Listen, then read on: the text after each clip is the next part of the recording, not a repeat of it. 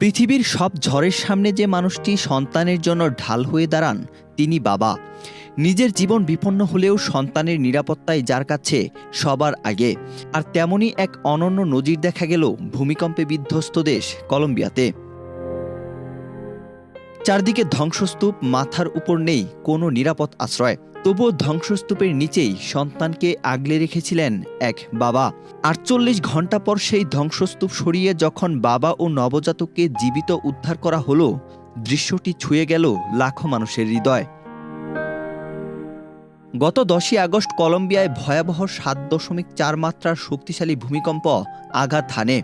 শেষ খবর পাওয়া পর্যন্ত প্রাণহানির সংখ্যা দাঁড়ায় ২৬৫ জনে, আর আহতের সংখ্যা ৩,৫০০ জনেরও বেশি। দেশটিতে প্রতিনিয়তই চলছে উদ্ধার অভিযান, আর এই উদ্ধার অভিযান চলাকালে ঘটে এই হৃদয় বিদারক ঘটনা।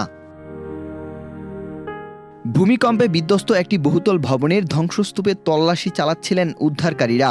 হঠাৎ তারা ধ্বংসস্তূপের নিচ থেকে জীবিত একজনের সন্ধান পান।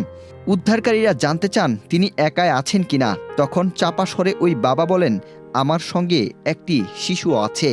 আর এই একটি কথাই যেন নতুন করে আশার আলো জ্বালিয়ে দেয় উদ্ধারকারীদের মনে। এরপর শুরু হয় মরিয়া উদ্ধার অভিযান। একে একে কংক্রিটের টুকরো ও ধ্বংসাবশেষ সরাতে থাকেন উদ্ধারকারীরা। আর কিছুক্ষণ পরই ধ্বংসস্তূপের নিচ থেকে ভেসে আসে এক নবজাতকের চাপা কান্নার শব্দ। শিশুটির কান্না শুনে আরও দ্রুত উদ্ধার কাজ শুরু করেন তারা। ধীরে ধীরে ধ্বংসাবশেষ সরিয়ে অবশেষে কোলে তুলে নেওয়া হয় ধুলোমাখা সেই শিশুটিকে।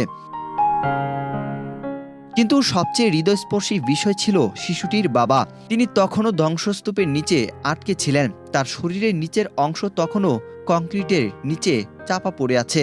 হাত রক্তাক্ত, শরীর জুড়ে আঘাতের চিহ্ন। তারপরও সেই ভয়াবহ পরিস্থিতিতে নিজের কথা নয়, বাবার প্রথম চিন্তা ছিল তার সন্তানকে নিয়ে।